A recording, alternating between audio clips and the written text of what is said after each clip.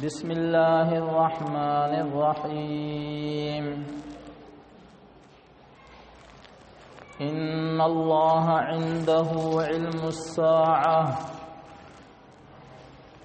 وينزل الغیث ويعلم ما في الأرحام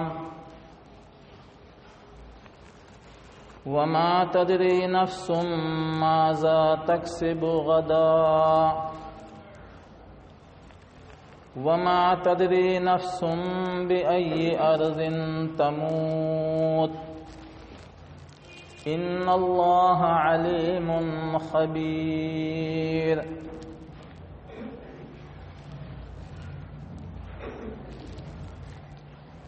محترم حضرات،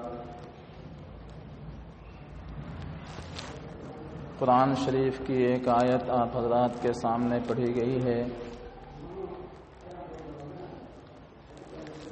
اس آیت مبارکہ میں اللہ تبارک و تعالی نے قیامت کے تعلق سے بیان فرمایا.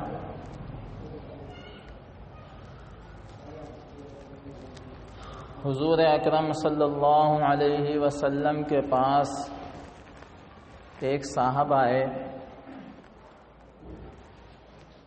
اور آ کر کے کہنے لگے، اے اللہ کے نبی صلی اللہ علیہ وسلم، قیامت کب آئے گی؟ تو جناب نبی پاک صلی اللہ علیہ وسلم نے ارشاد فرمایا کہ اس کے بارے میں تو میں بھی ایسا ہی ہوں جیسا آپ ہیں، یعنی جتنا علم آپ کو ہے اتنا ہی علم مجھے بھی ہے. تو وہ صاحب کہنے لگے، اے اللہ کے نبی صلی اللہ علیہ وسلم، اس کی کچھ علامتیں تو آپ کو معلوم ہوں گی، وہ بتا دیجئے. تو جناب نبی پاک صلی اللہ علیہ وسلم نے علامتیں بتائی اور علامتیں بہت ساری بتائی، مختلف احادیث کے اندر بتائی. قیامت تو آپ کو معلوم ہی ہے کہ ایک دن یہ دنیا تباہ ہو جائے گی. اذا الشمس کورت، سورج کو لپیٹ دیا جائے گا. وَإِذَا النُّجُومُ انْكَدَرَتْ، اور ستاروں کو بکھیر دیا جائے گا. وَإِذَا الْجِبَالُ سُيِّرَتْ، اور پہاڑوں کو روئی کی گالوں کی طرح اڑا دیا جائے گا. تیسرے پارے میں کئی صورتوں کے اندر قیامت کا تذکرہ موجود ہے،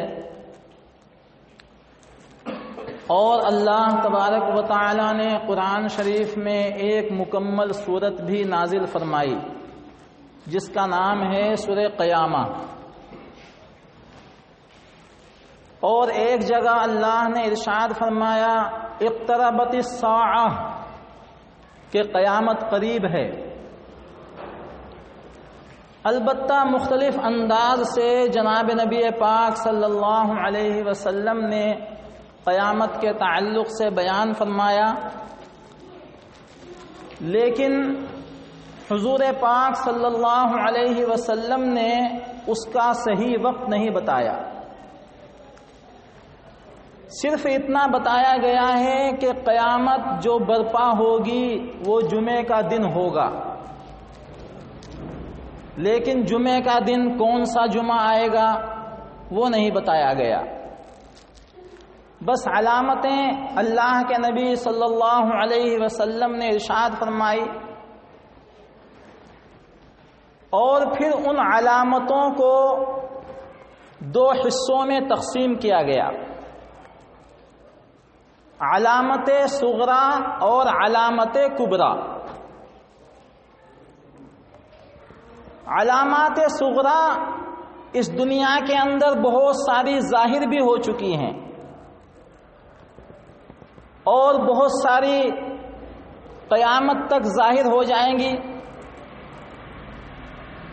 اور علامت کبریٰ بھی آئیں گی، لیکن مجھے آپ حضرات کے سامنے جو جناب نبی پاک صلی اللہ علیہ وسلم نے نشانیاں بتلائی ہیں، علامتیں بتائی ہیں، ان علامتوں کو تذکرہ کرنا ہے۔ اللہ کے نبی صلی اللہ علیہ وسلم نے پہلی علامت یہ بتائی کہ قیامت کی پہلی نشانی یہ ہوگی کہ اسلام کا صرف نام باقی رہ جائے گا اور قرآن شریف کے الفاظ باقی رہ جائیں گے اور لوگ مسجدوں کو سجائیں گے یہود و نصارہ کی طرح۔ یہ تین علامتیں حدیث کے اندر بتائی گئی ہیں اور انہی کے تعلق سے مجھے کچھ تفصیل آپ حضرات کے سامنے عرض کرنا ہے۔ حضور پاک صلی اللہ علیہ وسلم نے ارشاد فرمایا کہ اسلام کا صرف نام باقی رہ جائے گا، یہ بھی قیامت کی ایک علامت ہے۔ اور آپ کو معلوم ہونا چاہیے کہ آج یہ علامت ظاہر ہے۔ مسلمان ہیں، اسلام کا نام لیتے ہیں، لیکن صرف نام کی حد تک ہے اسلام۔ نماز ہے، روزہ ہے، زکوٰۃ ہے، حج ہے، اس کے نام تو لوگوں کو یاد ہیں، لیکن اسلام کی کیفیت کیا ہونی چاہیے، کیسا اسلام ہمارے اندر ہونا چاہیے، اور اسلام کے جو احکامات ہیں، مثلا نمازیں ہیں، روزے ہیں، زکوٰۃ ہے، حج ہے، ان تمام کی کیفیات کیا ہونی چاہیے، وہ ہماری زندگیوں سے باہر ہیں۔ ہم لوگ دعویٰ کرتے ہیں کہ ہم مسلمان ہیں،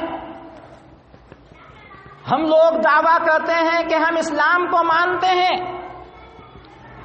لیکن بہت سارے لوگ ایسے ہیں کہ جن کو یہ بھی معلوم نہیں ہے کہ اسلام کے معنی کیا ہیں اور اسلام کے فرائض کتنے ہیں۔ آپ حضرات خود اپنے اپنے گریبانوں میں جھانک کر کے دیکھ لیجئے کہ کتنے مسلمان ایسے ہیں کہ جن کو نہ تو اسلام کا معنی معلوم ہے اور نہ ہی اسلام کے فرائض معلوم۔ تو کیا جناب نبی پاک صلی اللہ علیہ وسلم نے آج سے 1400 سال پہلے، 1-2 سال نہیں، 100-200 سال نہیں، 1400 سال پہلے ان سے سوال کیا گیا، اے اللہ کے نبی صلی اللہ علیہ وسلم قیامت کب آئے گی؟ تو جناب نبی پاک صلی اللہ علیہ وسلم نے ارشاد فرمایا کہ قیامت کا تو مجھے بھی علم نہیں ہے کب آئے گی، لیکن کچھ علامتیں ہیں، کچھ نشانیاں ہیں، اور ان نشانیوں میں سے پہلی نشانی یہ ہے کہ اسلام کا صرف نام باقی رہ جائے گا، اس کی حیت کیا ہوگی، اس کی کیفیت کیا ہوگی، اسلام کیا ہوتا ہے، اسلام کے فرائض کیا ہوتے ہیں، اسلام کے لیے صحابہ کرام رضی اللہ عنہم اجمعین نے کیا کیا قربانیاں دی ہیں، وہ کسی کو بھی معلوم نہیں ہو، اور نہ مسلمان خود اسلام کے لیے قربان ہوگا، نہ اسلام کی اتنی محبت اس کے دل کے اندر ہوگی، بس زبانوں کے اوپر اسلام رہ جائے گا اور زبانوں کے اوپر ہم مسلمان ہیں، ہم مسلمان ہیں، یہ رہ جائے گا۔ آج یہ کیفیت موجود ہے، نماز کا نام باقی ہے، لیکن نماز کے اندر کیا پڑھا جاتا ہے، نماز کے اندر کیا کیفیت مسلمان کے ہونی چاہیے، وہ کیفیت ہمیں نہیں معلوم۔ صحابہ کرام رضی اللہ عنہم اجمعین کی نماز کے اندر کیا خشوع ہوتا تھا، کیا خضوع ہوتا تھا۔ ایک حدیث میں اللہ کے نبی صلی اللہ علیہ وسلم نے ارشاد فرمایا کہ صحابہ کرام ایسے کھڑے ہو جاتے تھے کہ جیسے کوئی لکڑی گاڑ دی ہو، اور یہ جو چرند پرند ہیں، اڑنے والے جانور ہیں، یہ جانور اس انسان کے اوپر لکڑی سمجھ کر کے بیٹھ جایا کرتے تھے. ایسی نمازیں صحابہ کرام رضی اللہ عنہم اجمعین کی ہوتی تھی. آج صرف نماز کا نام باقی ہے. اللہ ہماری انہی نمازوں کو جیسی بھی ہے اور جس شکل کے بھی اندر ہے، اللہ تبارک و تعالی ان نمازوں کو قبول فرمائے. ورنہ حالت یہ ہے جو میں آپ حضرات کے سامنے عرض کر رہا ہوں، نمازوں کے اوقات معلوم نہیں ہے لوگوں کو. فجر کی نماز کا وقت کب سے شروع ہوتا ہے اور کب ختم ہوتا ہے، ظہر کی نماز کا وقت کب شروع ہوتا ہے اور کب ختم ہوتا ہے، عصر کی نماز، مغرب کی نماز، عشاء کی نماز کا وقت کب شروع ہوتا ہے اور کب ختم ہوتا ہے، مسلمانوں کو معلوم نہیں، الا ماشاء اللہ ایک آدھ مسلمان کو. لیکن صحابہ کی نماز دیکھیے، گھڑی نہیں تھی، کانٹے والی گھڑی بھی نہیں تھی اور ایٹومیٹک گھڑیاں بھی نہیں تھی، لیکن ان کو اوقات نماز، اوقات صلاۃ معلوم تھے. وہ سورج کو دیکھ کر کے اور سائے کو دیکھ کر کے نماز ادا کرتے تھے، اور ان کی نمازوں کے اندر اتنا خشوع ہوتا تھا، اتنا خضوع ہوتا تھا کہ پرندے آ کر کے ان کے سروں کے اوپر لکڑی سمجھ کر کے کھڑے ہو جایا کرتے. آج ہماری نمازوں کی حالت، اول تو مسلمان نماز پڑھتا ہی نہیں.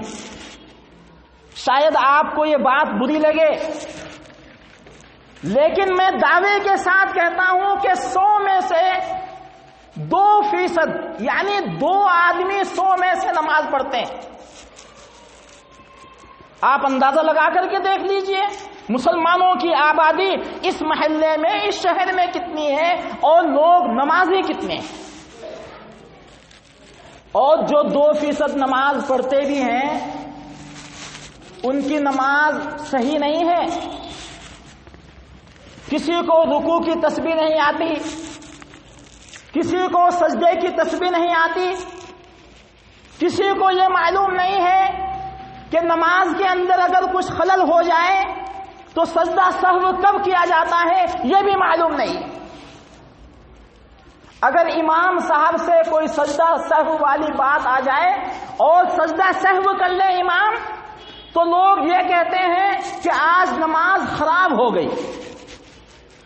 نماز خراب کیوں ہو گئی؟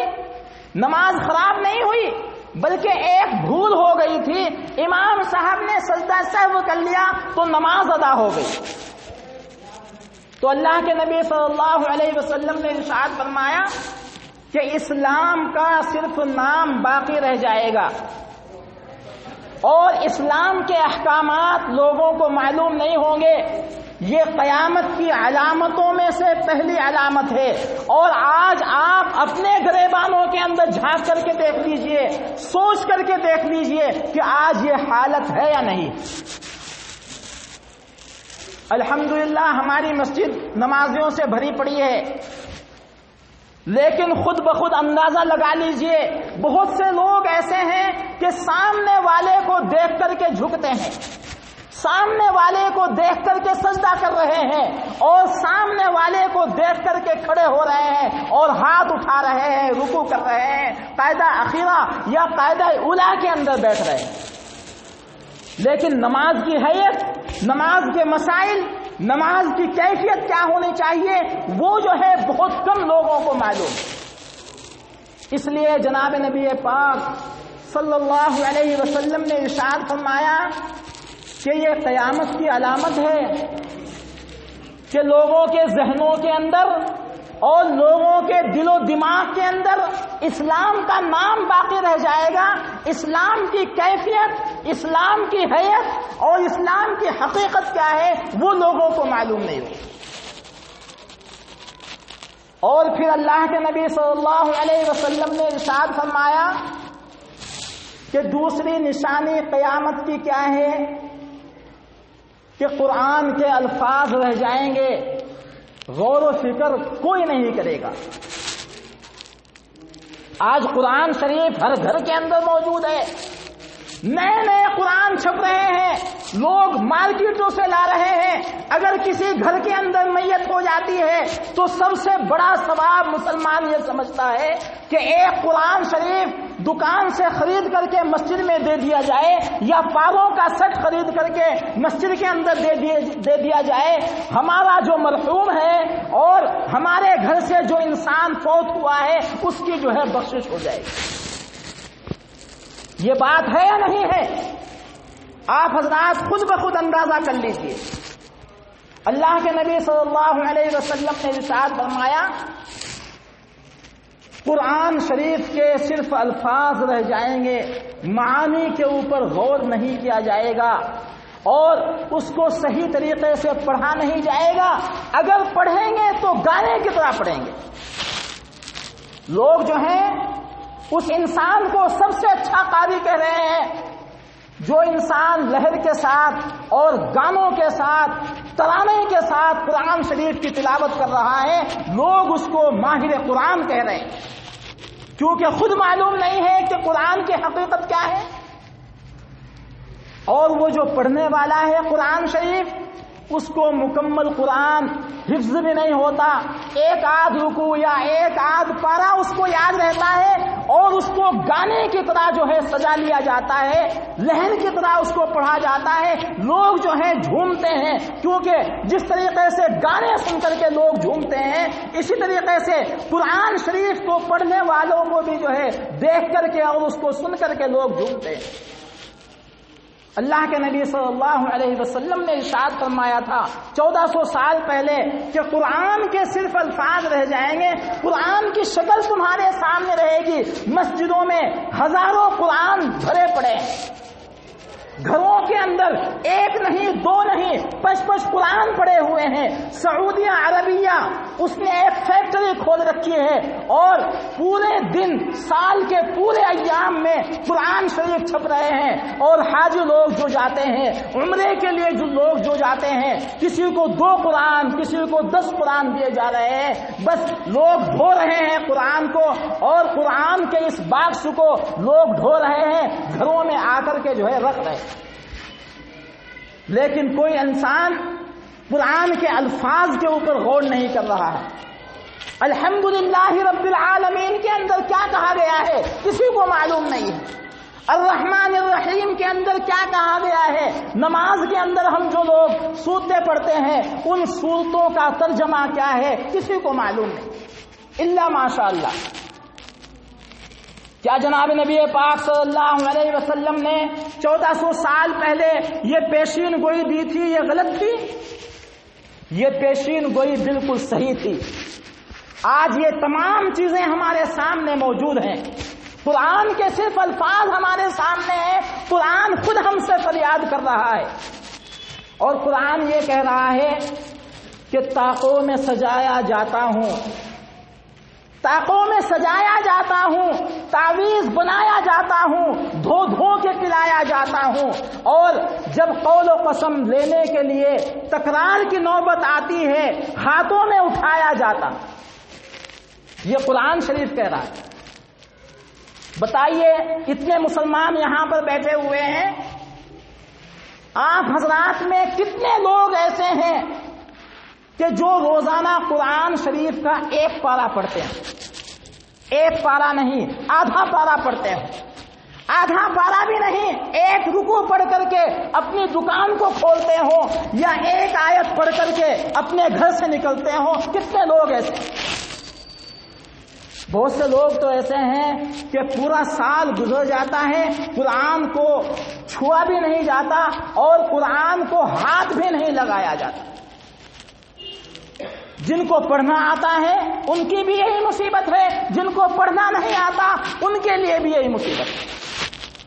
اللہ کے نبی صلی اللہ علیہ وسلم نے 1400 سال پہلے فرمایا قرآن کے صرف الفاظ رہ جائیں گے، قرآن کی حقیقت کیا ہے وہ لوگوں کو معلوم نہیں ہے، اور یہ علامات قیامت میں سے ایک علامت ہے، اور جو آپ حضرات کے سامنے آج ظاہر ہو رہی ہے۔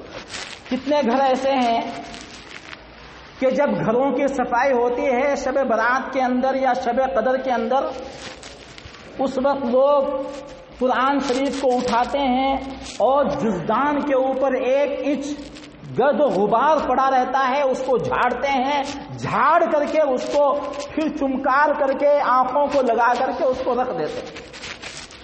کیا قرآن شریف اسی لیے نازل ہوا؟ کیا قرآن شریف تعویذ کے لیے نازل ہوا؟ کیا قرآن شریف قول و قسم کے لیے اور ہاتھوں میں اٹھانے کے لیے نازل ہوا؟ قرآن شریف نعوذ باللہ ثم نعوذ باللہ اس لیے نازل نہیں ہوا ہے، بلکہ قرآن شریف کے کچھ حقوق ہیں، اس کو سیکھا جائے، اس کو پڑھا جائے، اس کو پڑھایا جائے، سکھایا جائے، اس کے معانی کے اوپر غور کیا جائے۔ سہولتیں ہر قسم کے موجود ہیں۔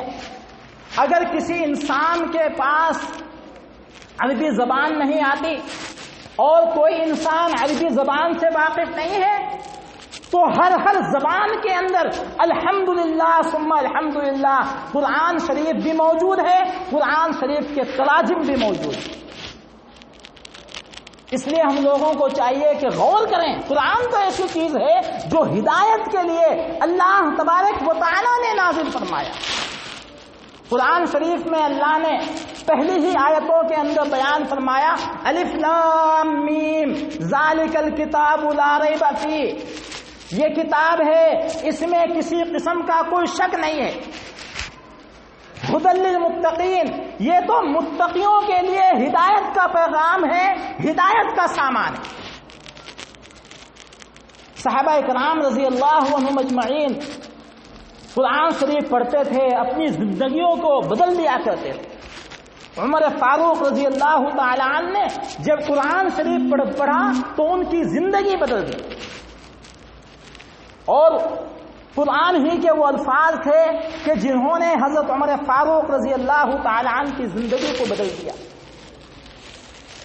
البتہ جناب نبی پاک صلی اللہ علیہ وسلم نے ارشاد فرمایا کہ اے لوگو غور سے سنو، قیامت کی کچھ نشانیاں ہیں اور وہ نشانیاں قیامت سے پہلے ظاہر ہو جائیں گی۔ ان میں سے پہلی نشانی یہ ہے کہ اسلام کا نام صرف باقی رہ جائے گا، قرآن کے الفاظ باقی رہ جائیں گے۔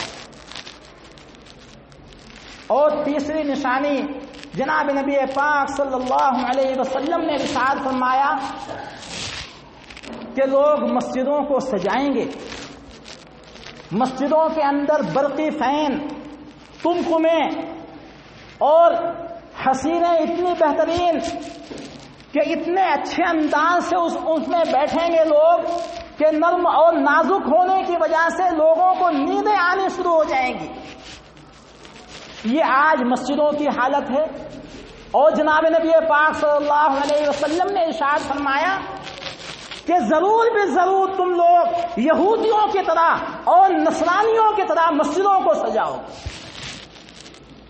آج مسجدوں کو کتنا سجایا جاتا ہے، قسم قسم کے رنگ و روغن کیے جاتے ہیں، قسم قسم کے قالینیں مسجدوں کے اندر بچھائی جاتی ہیں، اور لوگ مسجدوں کو بنا کر کے فخر کرتے ہیں کہ میں نے فلاں مسجد بنا دی، دیکھو جا کر کے کتنی خوبصورت، اور اس کے اندر کتنے جھمکارے لگے ہوئے ہیں اور کتنی قسم کی قالینیں بچھی ہوئی ہیں۔ لوگ جو ہیں فخر کریں گے مسجدوں کو سجا کر کے اور مسجدوں کو بنا کر، لیکن مسجد کی جو روح ہے اس روح سے لوگ آزاد رہیں گے۔ مسجدوں کو جو آباد کرنا ہے اس آبادی سے لوگ غافل رہیں گے، اور ان قمقموں کی حفاظت، ان قالینوں کی حفاظت لوگ کریں گے قفل ڈال کر کے۔ مسجدوں کے اندر صرف نمازوں کے لیے مسجدوں کو کھولا جاتا ہے، باقی ٹائم کے اوپر مسجدوں کو بند کر دیا جاتا ہے، اس وجہ سے کہ قیمتی گھڑی لگی ہوئی ہے مسجد کے اندر، کہیں چوری نہ ہو جائے، قیمتی قالینیں بچھی ہوئی ہیں مسجد کے اندر، کہیں چوری نہ ہو جائے، قیمتی میک رکھا ہوا ہے مسجدوں کے اندر، کہیں چوری نہ ہو جائے۔ اس وجہ سے ایک سیکورٹی کا بھی انتظام کیا جاتا ہے، نگہبان کا بھی انتظام کیا جاتا ہے، بس مسجدوں کو صرف اس وجہ سے بنا دیا جاتا ہے۔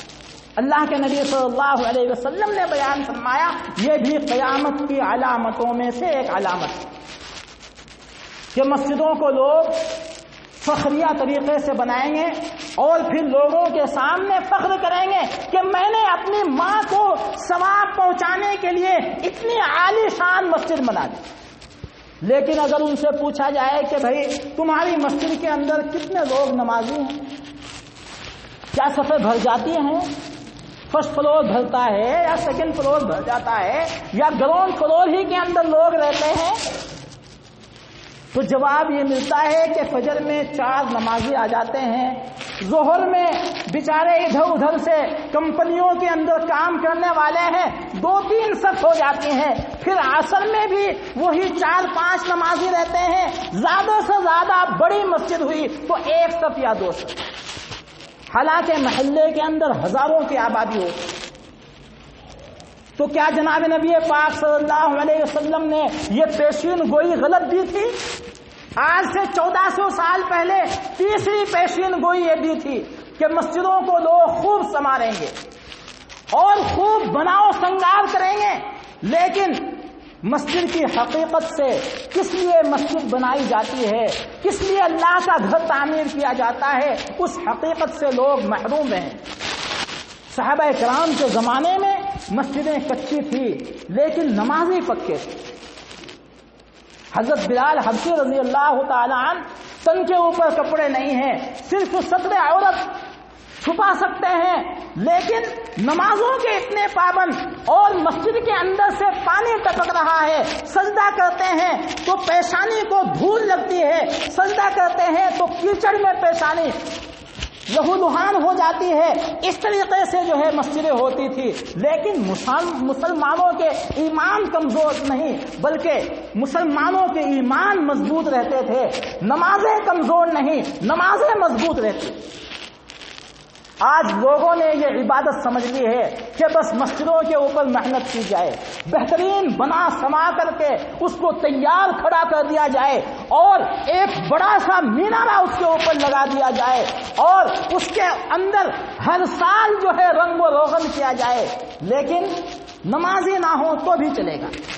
یہ آج کے مسلمانوں کی کیفیت۔ جناب نبی پاک صلی اللہ علیہ وسلم نے آج سے 1400 سال پہلے یہ پیشین گوئی دی تھی اور یہ فرمایا تھا کہ مسجدوں کو لوگ سجا دیں گے رنگ و روغن سے، یہود و نصارہ کی طرح ان کو جو ہے سجائیں۔ تو یہ ساری چیزیں علامات قیامت میں سے۔